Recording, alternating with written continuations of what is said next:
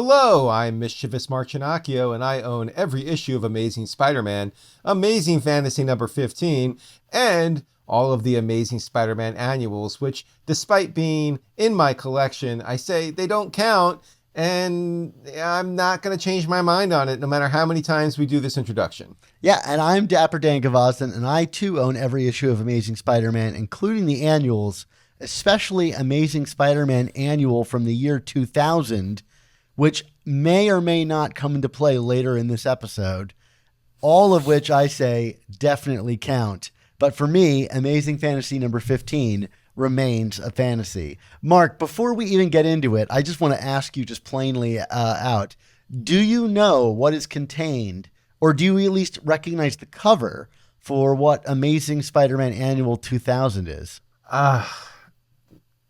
Not off the top of my head, Dan, because why would I commit such a cover like that to memory? But I think I do, but I'm not gonna like sign my life to that. It's the one where Spider-Man looks like he's kind of like in a almost on like the dead. Yeah, like he's dead, and there's all those little spider people. See, I was right. I should have just said yes. Yeah, you should have. I'm impressed. Okay. Yeah. All right. Well, hey, don't ask me what happened in it, which apparently ties into this issue, which is very exciting. Okay. Yeah. No, it may, but put a pin in that. Stick around to the end of the episode because that will be coming back. This is how we keep them hooked, Mark, we make vague allusions to Amazing Spider-Man Annual from the year 2000, and you got to hang around to see how that comes back.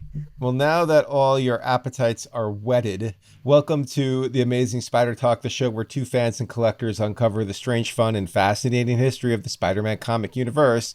And thanks for joining us for this review episode of Amazing Spider-Man Volume 7. Today on the show, Mark and I are going to be discussing Amazing Spider-Man Volume 7, number 12. That's Legacy issue 976. And I'm going to start listing the Legacy numbers because we're approaching 1,000, and I think it's fun to have that countdown.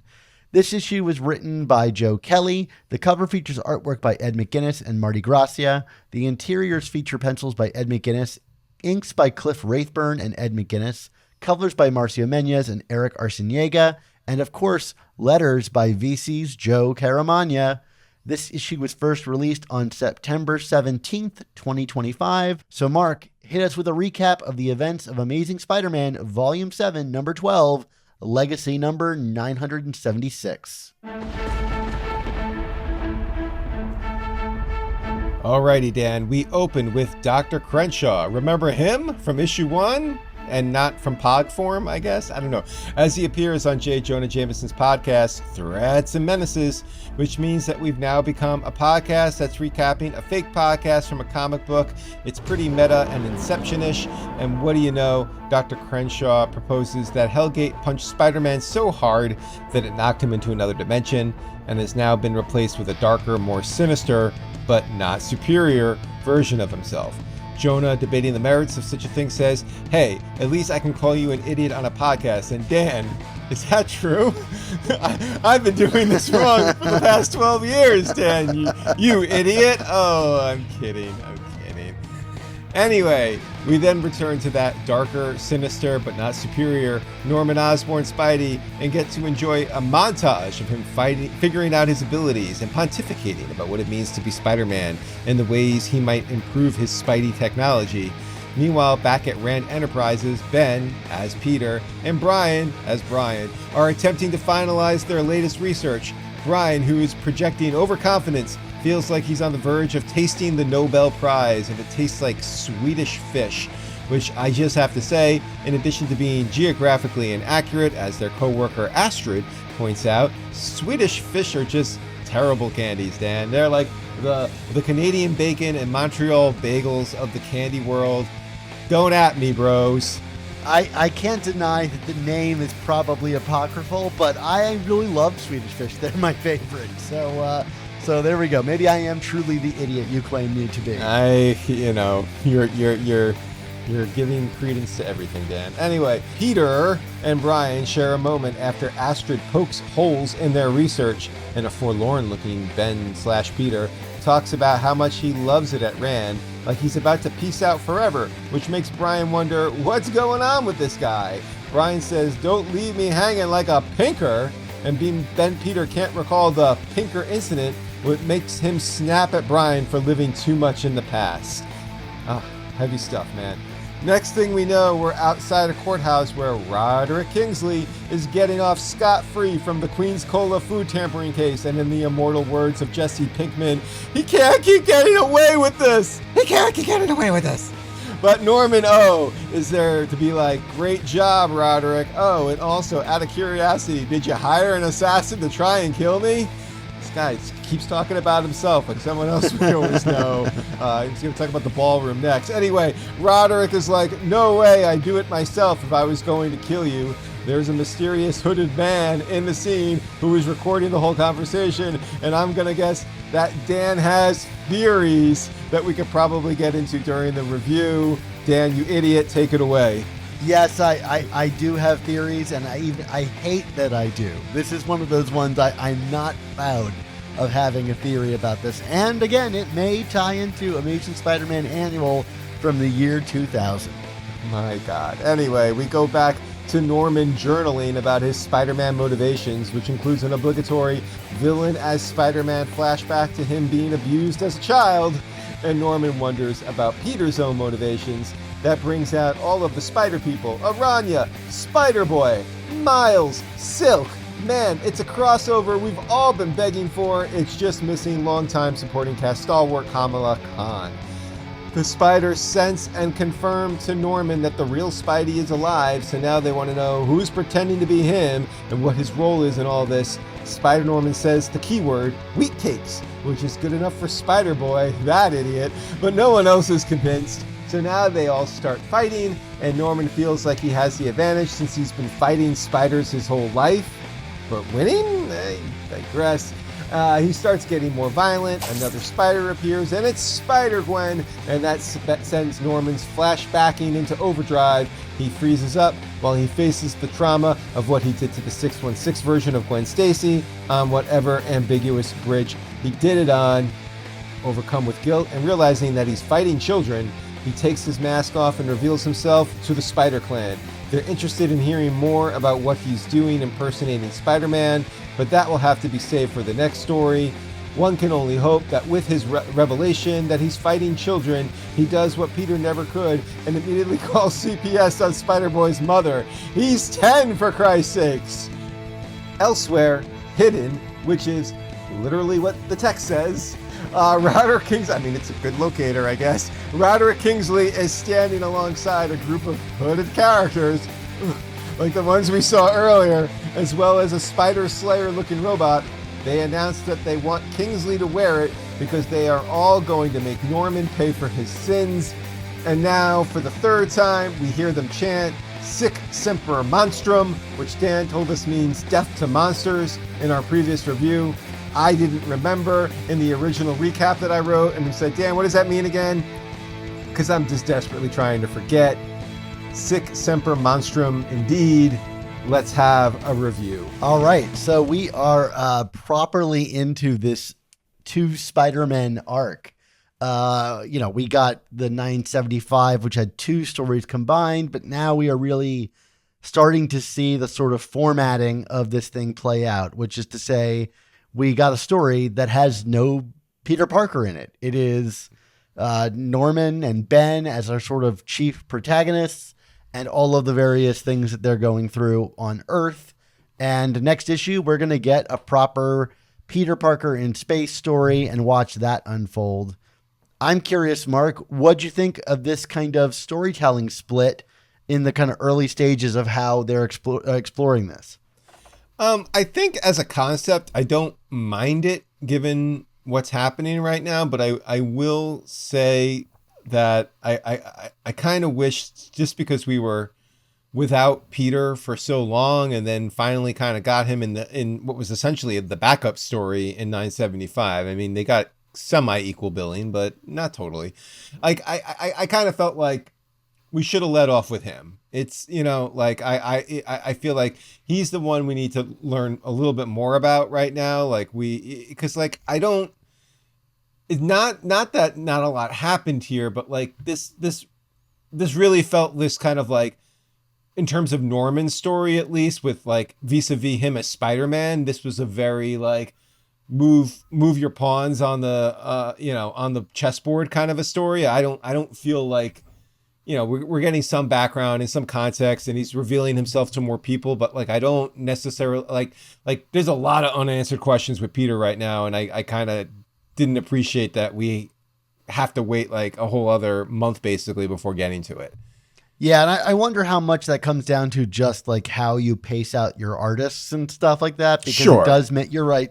Everything you're saying makes the most sense. And I don't know, maybe absence makes the heart grow fonder, and that'll make that next issue all the sweeter that we finally do get some more mysteries of Peter's situation, which I think is far more up in the air than whatever's going on here on Earth. Which I think is curious because, we experienced the whole first arc of this title, and I guess like the two following issues that kind of laid out more groundwork for what was going on in Peter's world. And I think you and I had all these ideas about maybe where those stories were ultimately going, whether it's like at Rand Enterprises and what's going on with Brian and his relationship with Peter. And it really does feel like this story interrupted all that. I mean, we are swapping in these new characters in for Peter and Spider-Man, and it's completely flipped what would have been a normal kind of like arc of Spider-Man on its head. All the setups that we experienced in those opening arcs can't really play out the way that we kind of expected that they might, or that they might normally in a comic, because the characters have been rotated like this. And it does feel like kind of unmooring in maybe a good way. Like I don't really have a read on where this is going. And I find that kind of exciting, even though I do agree I would have liked to have followed up with Peter. I do find all of this stuff on Earth with Ben and Norman to feel very, I don't know, for lack of a better word, like liquid. Like I can't really grab onto it. It feels really unusual.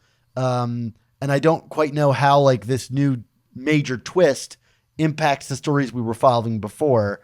We'll talk about it as we go through each of the individual like parts of this book, but it's curious because like you suddenly like injected this major X factor into everything. It's a little too similar to Superior in ways that I think both like hurt this title for its familiarity, but also showcase what this book is doing so well, even compared to Superior. We'll talk about that too. But overall, I still really enjoyed this, and I find all the stuff in Manhattan quite exciting between these two Spider-Men, if you will. I think Joe Kelly has a tremendous grasp on writing Norman Osborn, and I'm glad he isn't kind of waiting to get into the more juicy, meaty stuff, about the character and his past, as we do experience here in this issue. Yeah, I mean, obviously he's not going to treat Norman like a saint here, which is, I think the right move here. But you want to start with the Threats and Menaces stuff, because it seems, we haven't seen Threats and Menaces in a while. I mean, I know Jonah has kind of sort of showed up a few times over the last few issues. This interview with Hermes Crenshaw, I mean, was this anything other than kind of, espousing the exposition about what happened to Spider-Man that we kind of, could infer from what we saw in 975? Or do you think there was more to this interview that needs to be unpacked here? I actually like that it's not explicitly that. First of all, my first reaction as I opened the book and turned the page was, I thought, wait, is that Dan Slott on the page? Like, Hermes Crenshaw looks just like Dan Slott. Maybe I'm crazy, but like, that seemed to be a character to me, like that. I'm just like, oh my God, like that's the guy that wrote this book for a decade, made form in the comic. I don't know if you had a similar reaction at all, but that immediately struck me under Ed McGuinness's pencils. Okay. I mean, I guess it's no playing the slots like we got in the Spencer run, but your mileage may vary there. I mean, he's talking about alternate dimensions and stuff. I don't know. It feels like if there's going to be a guy in this comic that's going to like bring up crazy alternate dimension stuff, you make him Dan Slott. I don't know. Maybe I'm overreading and it's just a guy that happens to strike me as similar looking, but like to me, it was unmistakable when I turned the page. But anyway, what I like about it narratively is like you have Hermes Crenshaw, who is kind of our only character that seems to know anything about Hellgate prior to what we've been learning about him, which again is still not very much. And he even gets stuff wrong that we know is explicitly wrong on the page, right? His whole theory is that, maybe he's right that Spider-Man was punched to another dimension, right? Not just to the other side of the galaxy, which is what it appears to be right now. Sure. We could find out that's another dimension. I don't think it seems that way, but he definitely hasn't been replaced by an evil version of himself from another dimension. So we know he's wrong, but we can still gain a little bit of information on what he's right about. And I think that makes it interesting. I not just in like sort of conspiratorial sense where like, conspiracy theories are always sort of like bolstered by the little bit of them that is true versus the huge amount that is false. And I like it when a character can get stuff right and wrong, because we're so used to characters in these books like just having all of the information immediately and just dumping it on the page for us. And that's just not the case here. Did anything he said seem like something we should trust as a truth or some kind of knowledge about what's going on? I don't know. I don't know if I would put it that way. When I was reading it, I mean, like, again, like, obviously the details aren't correct, but like, I do feel like this character was kind of placed there to be the voice of like letting the common folk know, an iteration of what we, the reader, knows, which is that, Sure. Like that Peter, the real Spider-Man is somewhere very, very far away right now, and whoever is masquerading as Spider-Man is not the real Spider-Man. I think that was kind of the device that I think Crenshaw is playing here, and I think like, not to make the comparisons to Superior, but like we never really got anything like that in Superior. Like it was just kind of, we would have scenes where it's like, the Avengers would show up and be like, wow, you're being weird, but okay, you're Spider-Man. You know what I mean? Like, and like, now granted, we never really played with those consequences as we thought they would. So that's a whole other story. So, but I guess there's a part of me that appreciates the fact that we're setting up very early that, it's Spider-Man. The world doesn't trust him. That's kind of his MO. But like, I like the fact that they're kind of putting out there in the mainstream world that like something is amiss here, and people are not who they say they are. And I think that's a interesting little plot development to have as the story kind of goes further. It is curious on that note that like Jonah doesn't accept it, right? Like at all, and Jonah, ostensibly is in the camp of Peter, but maybe he feels so betrayed by Peter that he wants to lay this at Peter's feet. Like he's like, I supported you in some way. Why are you going evil or whatever on me? The one thing that I felt like you could kind of take away maybe with some kind of certainty in this, because it's so specific that I feel like it has to be placed there for a reason, is that Hermes Crenshaw refers to this sort of myth from the Havasu Baja, who are a real tribe. They're commonly known as the Havasupai tribe. I'm probably butchering this. They live in the Grand Canyon in Arizona, and they're historically known as the people of blue-green water. Hermes Crenshaw throws out this whole theory about the one who guards the gate and all that stuff. And I tried to do research into this tribe, and I couldn't find anything about dimensions or one who guards the gate and all that stuff. So, I don't think it would be too far flung for Marvel to use some real, group of people or religion and then springboard off of that, the sort of like rules that they're inventing on this. Sure. But the curious thing about them is that their mythology is all about divine forces and how that's represented in nature, and where all of nature is imbued with a spiritual significance. And the center element of their spiritual framework is this thing called the Red Butt, which is a sacred mountain that figures prominently in their creation stories. You may have heard of like a Native American or indigenous people's myth of the first man that crawled out of a mountain. And some people have said that it's in the Grand Canyon. That would be their myth. And so it reminded me of something like Hellgate, where he was inside of this kind of mountain and burst his way out to enter into our world. And so I wonder if there's some connection there. But again, I couldn't find anything about dimensional boundaries or the one who guards the gate. But I do think like perhaps this is the cultural tradition that these characters might be borrowed from or built on moving forward. And we may know a little bit more about that from something we're going to release real soon, Mark. So put a pin in that and we'll come back to it. All right. Moving on from that, let's talk about Norman Osborn as Spider-Man, specifically like how he's kind of learning to become Spider-Man. And I want to talk about the journal, but I'm curious what you think about Kelly's kind of writing as Norman and him kind of taking on the role of Spidey. Yeah, I mean, I think it's been successful so far in terms of, like I appreciate that, Kelly is really actually trying to put the work in with Norman here, that it's not just like I'm wearing a suit and using some tech and I'm Spider-Man now. You know what I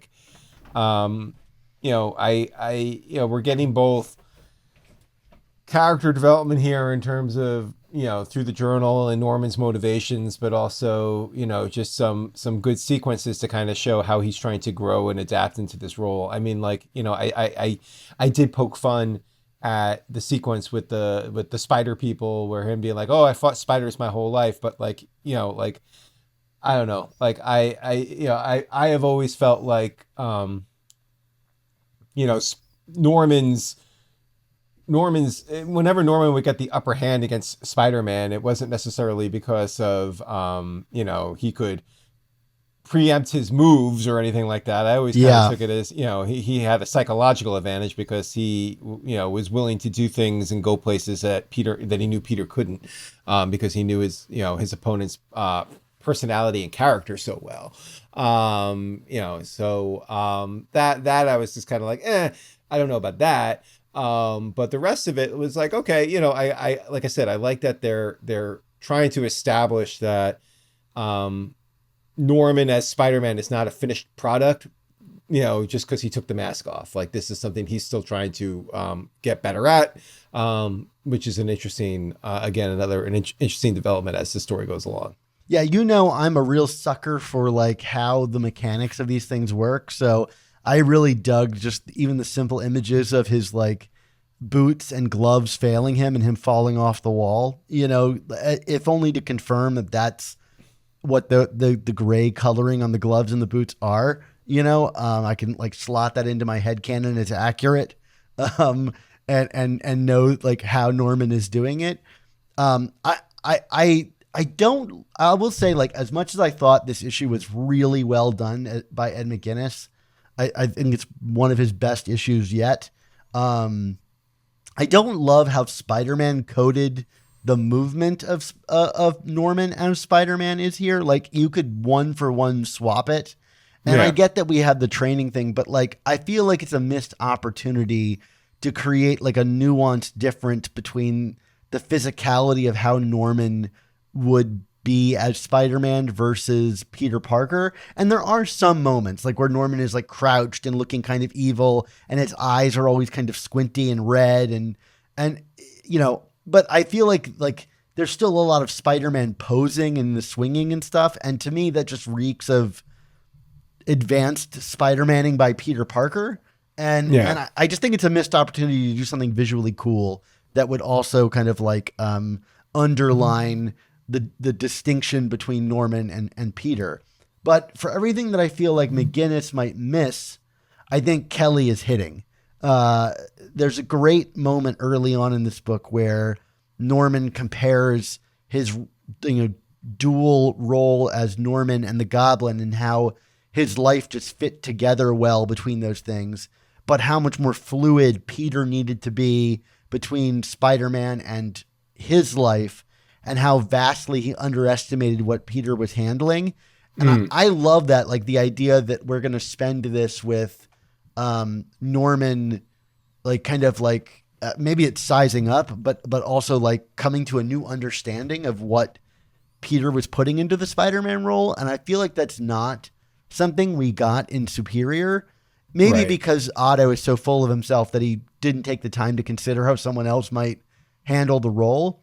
But I really think it's because this journal, this idea that we're getting access to Norman's inner thoughts, really allows us to get into that headspace and the sort of comparisons in a way that I feel like Slott was much more reluctant to like lean into the thought, like long thought, just, bubbles and all of that stuff, and I think Kelly is really leaning into it here to his advantage.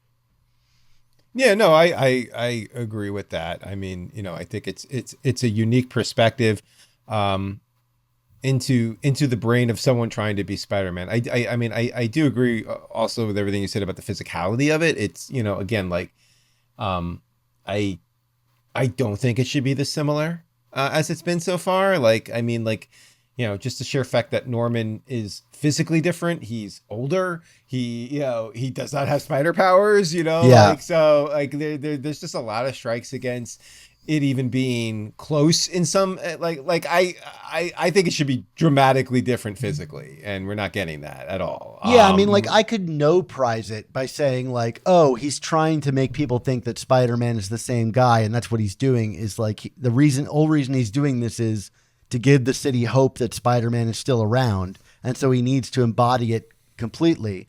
But I don't think he could embody well, that's it. Yeah.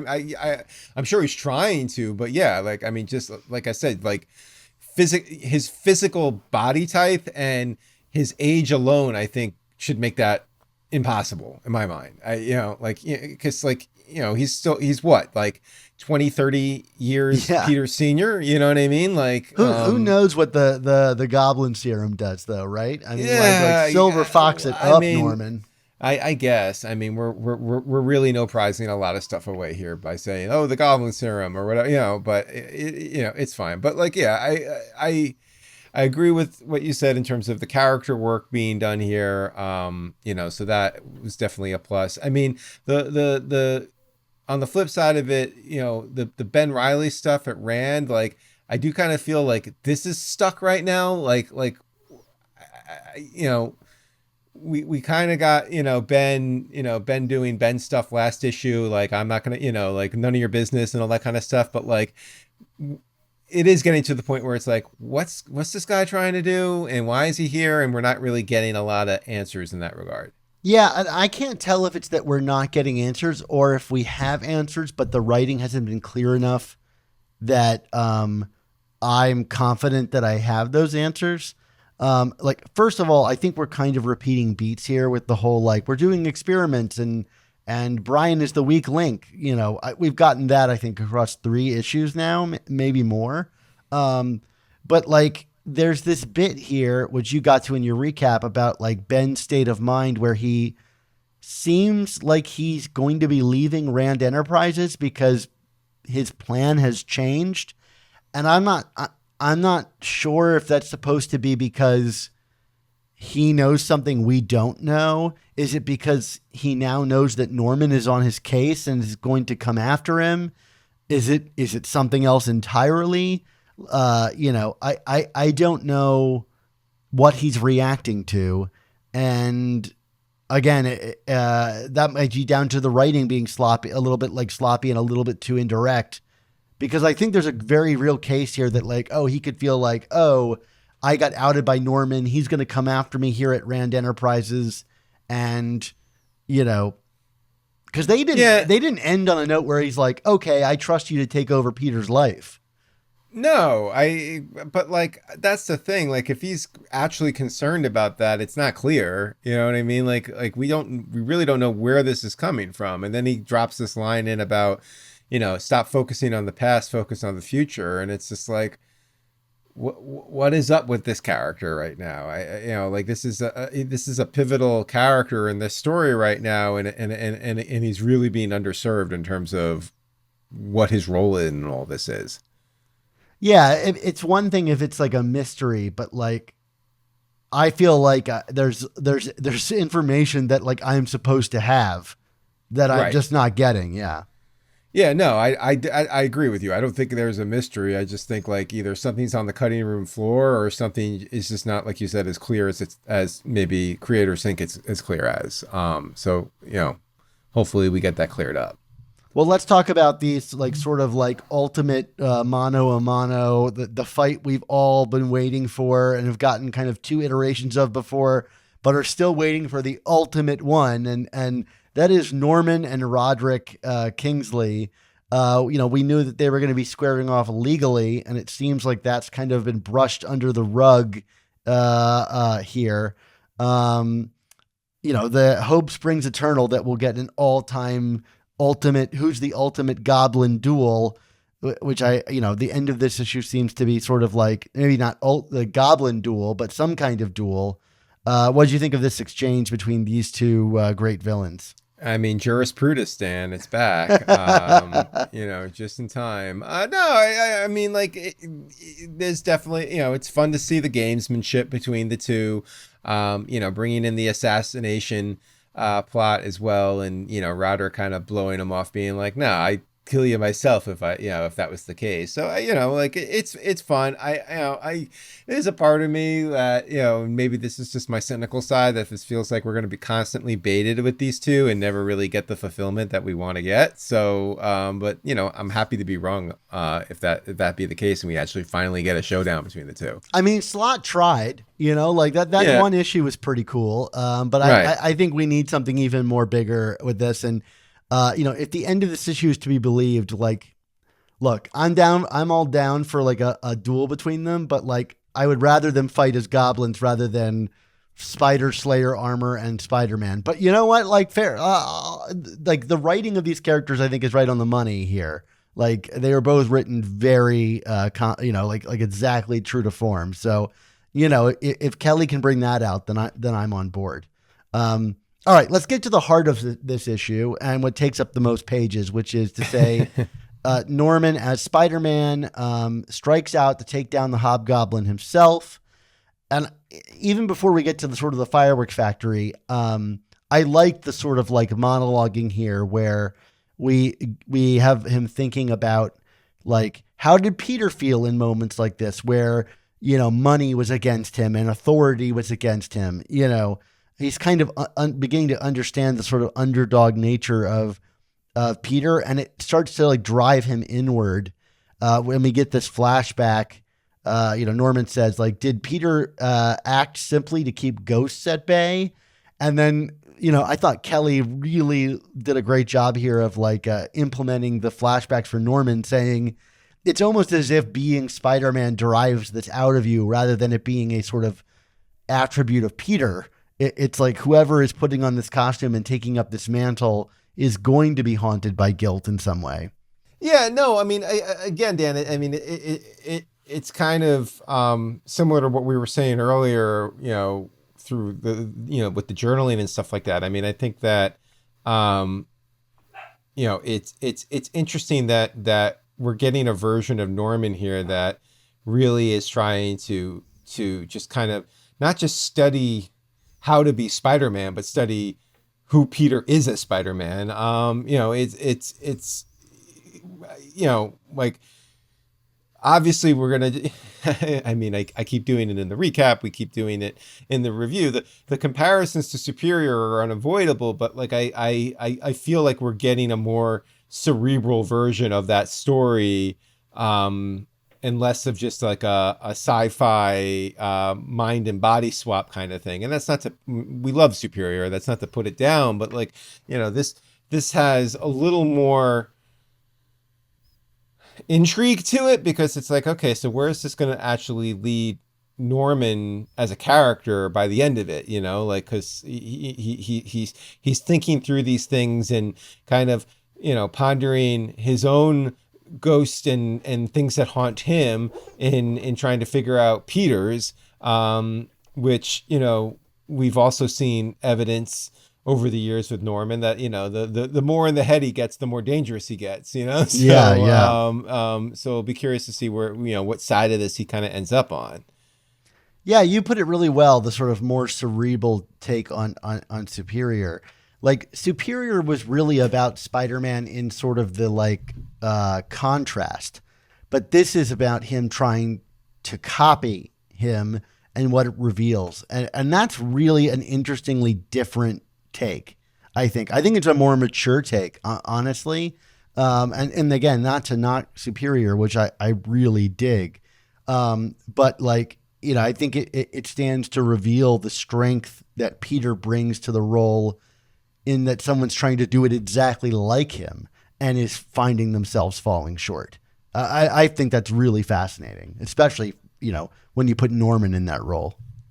Right. So any reaction to, you know, my parents abuse me? I mean, we made fun of that when it was happening in Superior because it felt like a cliche then. Yeah. Because Norman had already established it as a cliche, given all the backstories we've gotten about his life.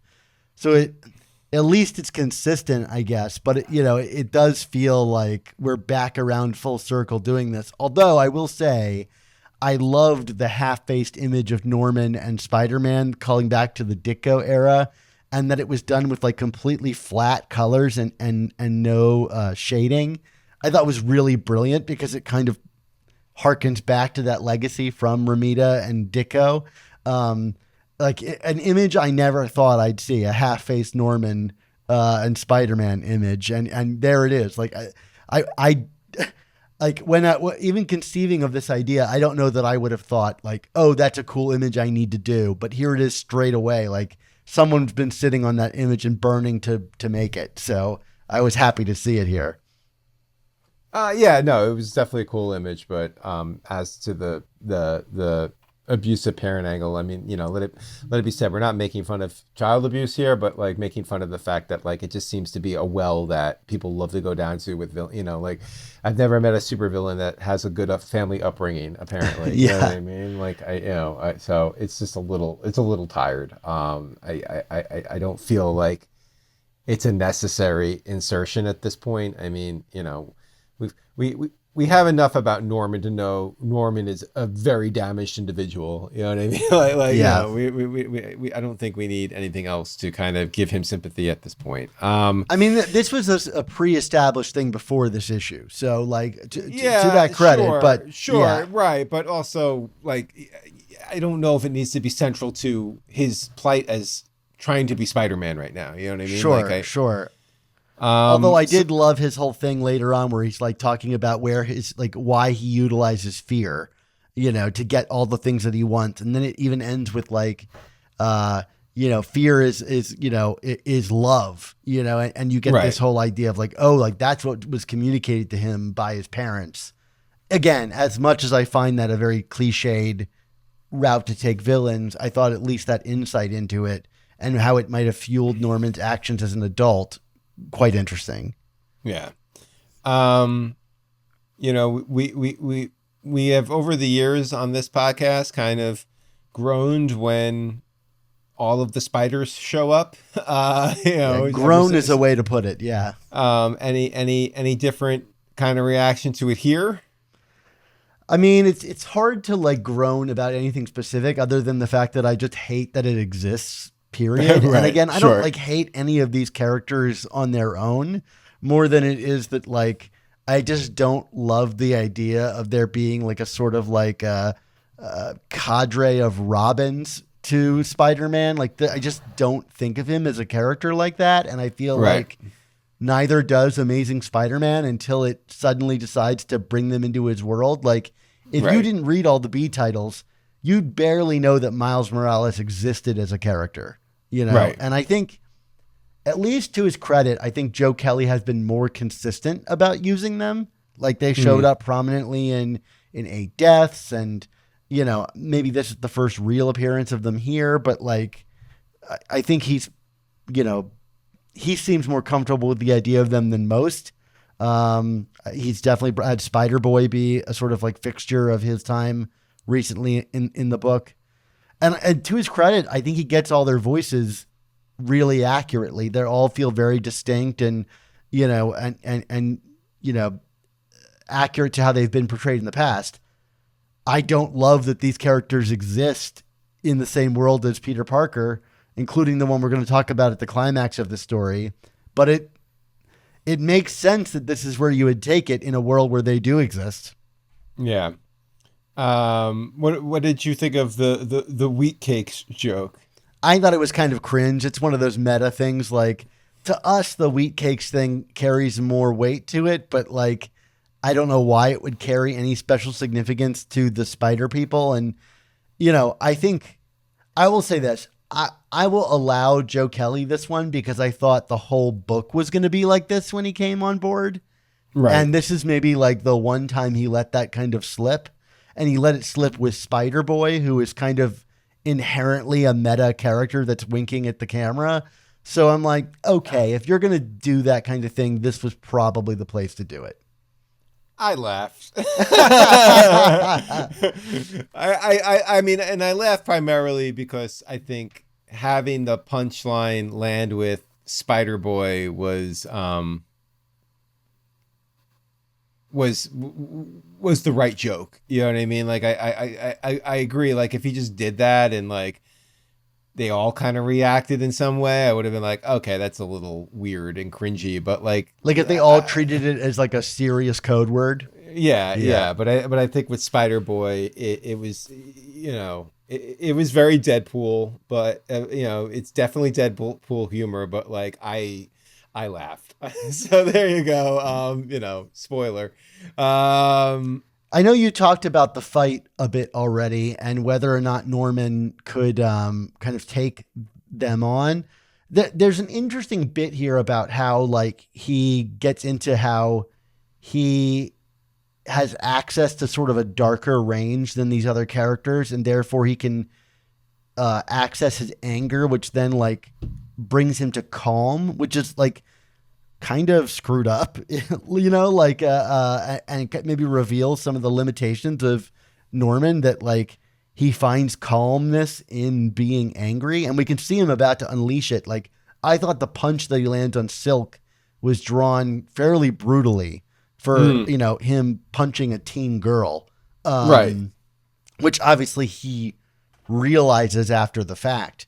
But I like, as much as I don't necessarily believe that he could take on all of these spider people, no matter how much they are kids, like, and how much he's kind of almost portrayed to have a spider sense here, which is just not something I would attribute to a goblin, as you said earlier. I did like the sort of like character writing alongside it, even if I didn't buy the Spider-Man fighting of it all.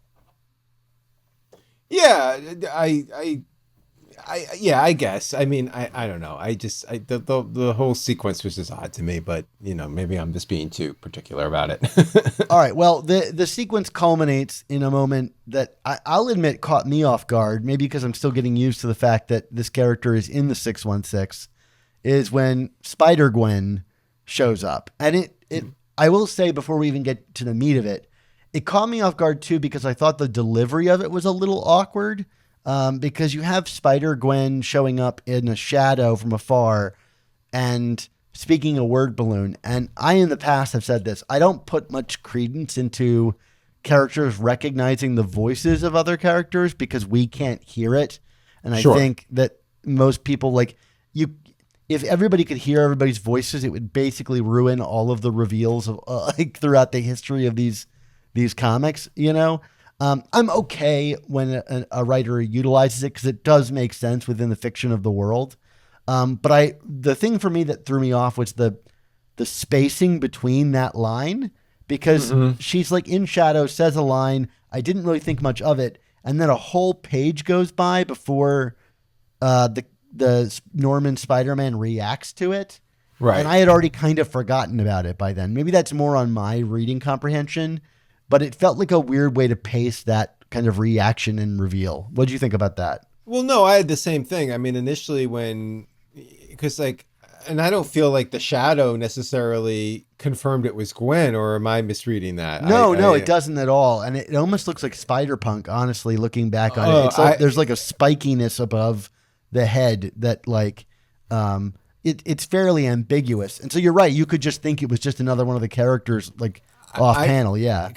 As weird as it sounds, who I thought it was Ben. Maybe like Ben like put like his Scarlet Spider suit on or something because like, and that was why he was reacting so strange at Rand, or who knows, you know what I mean? Like but obviously that wasn't the case. But no, I agree with that. I mean, we're obviously getting, if you're going to have Norman as Spider-Man, then, you got to have some reckoning with Gwen, which is fine. I don't know. I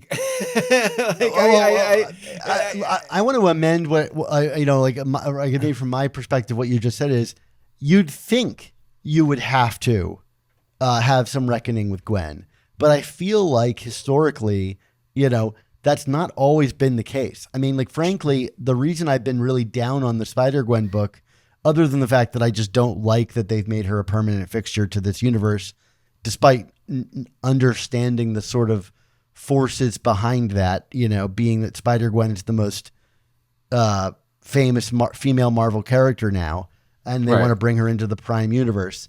But, that book reads as if nothing changed. It's just continuing on with its plot lines from pre-universe merging. And, if you're you could say the same for Miles. Right, exactly. And that's the point I'm getting is these books have done nothing to sort of like address that or really get at the core, like interesting character stuff that you would do with that merging, right? Like if Miles' uncle is back from the dead, like that's really juicy stuff, to dig into there. And yet it didn't, it doesn't explore that at all. And the Gwen book doesn't either. So I'll admit, as much as I don't like that there is a Gwen Stacy now in this universe, if she's going to be here, like, good, Joe Kelly, do the thing we all want you to do, is just address it straight out. Right. And then when he eventually kind of has his "these are children" revelation, I mean, did that catch you in any kind of meaningful way? Yeah, I mean, like, one, I don't think it's a revelation that the Green Goblin has ever had. You know, like, he fought Peter from the age of 15, and like, I don't think we have ever seen him really reckon with that his like greatest foe is just a kid. We get that great moment in the Spider-Man 2 movie where all of the people on the train who are placed there specifically to be empaths, right? To say like, he's just a kid, and none of the villains like acknowledge that, even when they see his face, and it tells you a lot about their character. I thought this was a really interesting revelation. Like, oh, I'm fighting children, and he just falls to his knees. I think that's really great. And like, I think it gets right at the sort of critique that I've read, a lot of people online saying like, this is really not cool. Norman shouldn't get to be Spider-Man. He killed Gwen. Well, cool. Then let's get right to it, because I agree with that, partially. Like, will he ever be able to be redeemed for that? And I know it's not the same Gwen, but even the staging of it on the page with him choking her and then the images around it, I thought was really striking. And it doesn't pretend that this is the same Gwen. So, okay. Yeah. Yeah.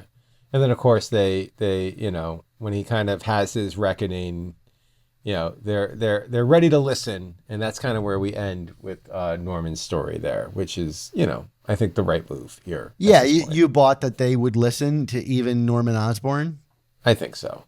Yeah, I mean, there's something so odd here, and a man that's so broken down. I could see the spiders listening to him. For sure. Yeah. All right, Dan. Well, we're about 45 minutes into this podcast, and I am looking at our notes here, and there is like 2 full pages of notes under the title Hooded Figures Theory. So it seems like you're about to vamp for a chunk of time here. I would really like to get through this quick because I don't really like this, even though I think I'm accurate, and there's a lot of history behind this that is fairly obscure.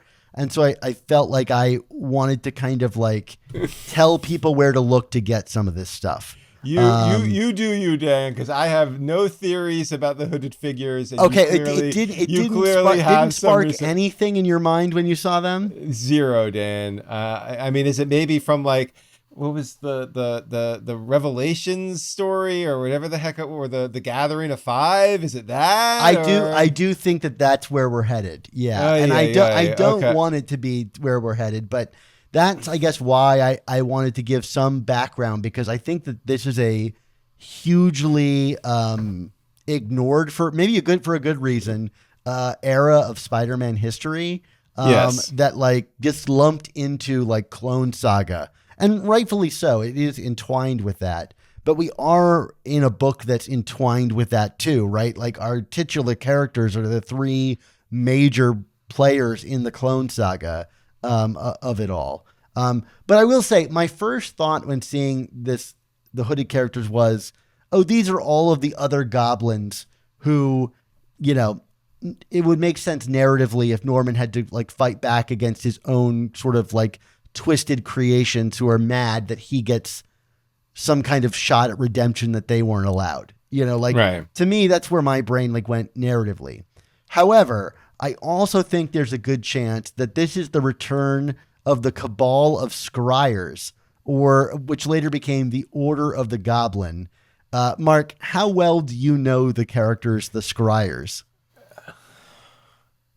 Dan, I have read every issue of the core titles of Spider-Man, but not like I haven't read them in like the last month or so. So if you're asking me to actually recall something which, was pretty terrible, but not necessarily like terrible in a memorable way, like, oh, Aunt May has a bomb in her head. But instead was like, we're going to bring in some awful mythology and secret scrolls, which makes me tune out anyway, and pack it into a really clunky story in a really forgettable era of comics. No, I can't. If our 400th episode was about the Cabal of Scryers, you probably would have won, Dan. Yeah, but, well, I mean, I've recently refamiliarized myself with them. One, because they showed up in that the Miguel O'Hara and Aranya Dark Tomorrow book that Alex Segura wrote, and I wanted to be refamiliarized with them. And they recently showed up again in the Cult of Carnage Misery series from 2 years back, and left on a big cliffhanger. And I was like, what is even going on here? I just wanted to search it. So like the Scryers too, have a sort of iconic imagery in terms of their hooded black, characters with pale white faces. And so when I see hooded figures in Spider-Man lore, that's where my brain also goes. And so I just this week was looking over and saying okay, well, where did we last leave the Scryers? And it actually is an interesting place. So most of what I'm going to talk about right now, you can learn about from reading the Revenge of the Green Goblin story from the year 2000, which is a Roger Stern, Ron Friends book, which I think is a really fun read, even if it involves something as silly as the Scryers. There's also that same year, Amazing Spider-Man Annual 2000, which okay, you hung around this long, you get to hear about that issue. And like I said, the Cult of Carnage Misery series from 2 years ago. So if you don't know, the Scryers, they formed a cabal. They were a European cult that was seeking global domination on behalf of the Himalayan god Scryer. And Norman, when he died, so to speak, and fled to Europe, he joined the Cabal because they had all these crime, connections throughout Europe. And so he thought, well, hey, if I'm dead in America, I'll become the kingpin of crime across Europe.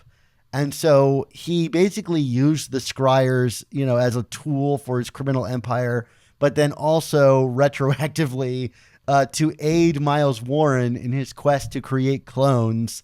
And a ton of incredibly confusing events followed where Norman embedded the Scryers throughout the events of the Clone Saga to manipulate everyone. They were the sort of like get out of jail free card in terms of, we need to find a way to wrap this up and make sure that Norman was involved in all this baloney. And that includes even the Scryers. Like, we blame Alison Mongrain, another character we don't like to think about, for stealing the baby, the Parker baby that we were told was like stillborn.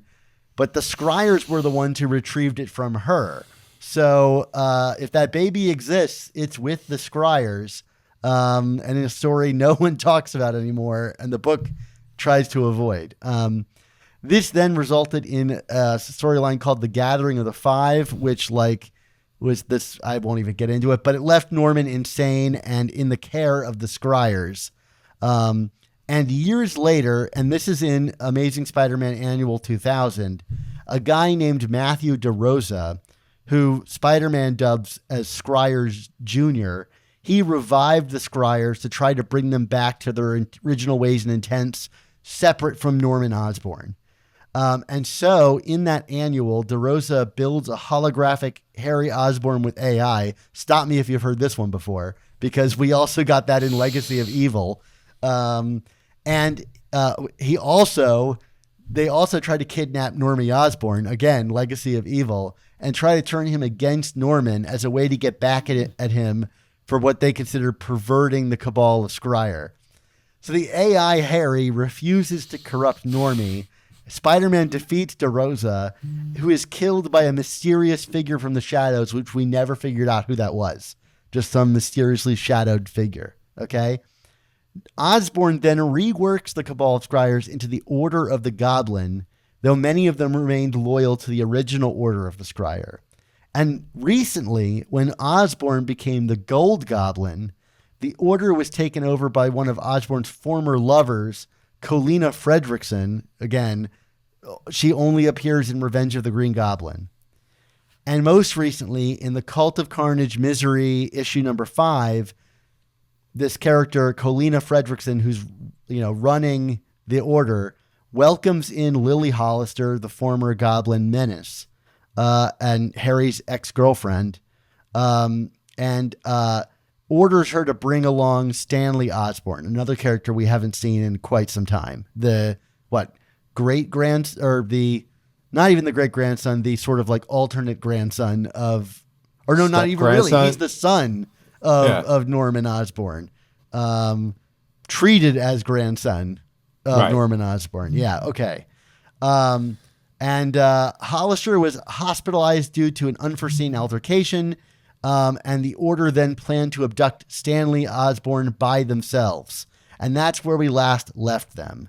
So they're currently really pissed off that Norman perverted their order and used it for his own purposes. And their final appearance was them kind of hunting down and trying to destroy the goblins, including Lily Hollister, who they felt betrayed by. I don't want this to be what this is, Mark. I desperately don't want you to have to have known any of the bullshit that I just said. Okay? But I do think that it's them.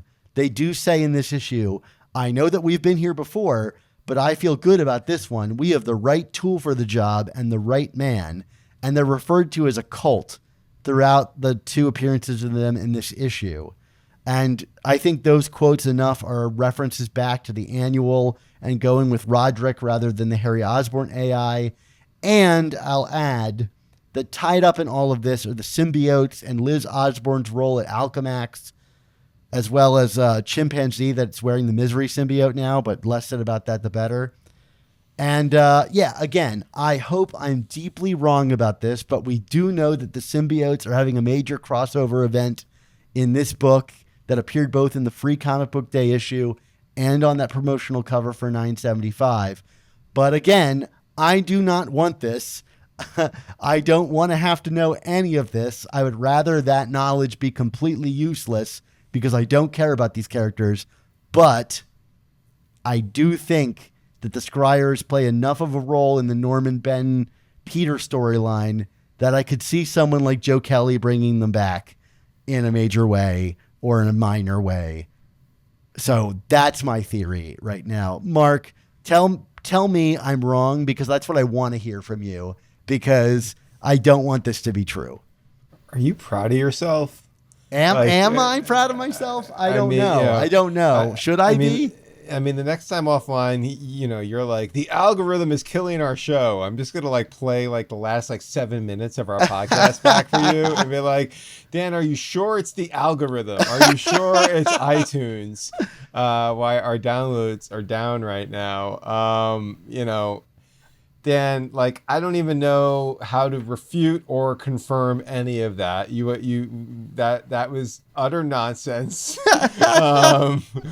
It could be truthful nonsense. I don't know. Well, that's why I say I don't want it to be truthful nonsense, because I recognize it for what it is. It's nonsense, and yet it keeps reappearing even 2 years ago, Right. All I will say, I mean, look at me. I'm trying to talk you off the ledge right now. All I will say is, let's see where it goes. It doesn't have to be, it doesn't have to be as painful as we've experienced in past storylines. No, totally. I've got some faith that Joe Kelly, whatever it is, could redeem this and make it interesting, right? Well, sure. Anything could be good. Anything is possible if you just try hard enough, I guess. I don't know. But no, I have nothing I can possibly add to make that. To add to that. So I think we should just go to our grades. No, I agree, Mark. I'm feeling embarrassed, except for the fact that I was like, well, I should say this, because when it ends up being true, at least our listeners are armed with that information. Do with it what you will, understand of it what you can, because I barely understand what I'm saying. There you go. I'm giving this book a B. Despite, the last 7 minutes of this show making me kind of wonder, what am I about to get into here? But, grading on the what I just read, not thinking about what it could be, it's a B. Oh, don't let me ruin this book for you, Mark. I'm giving this one a B+.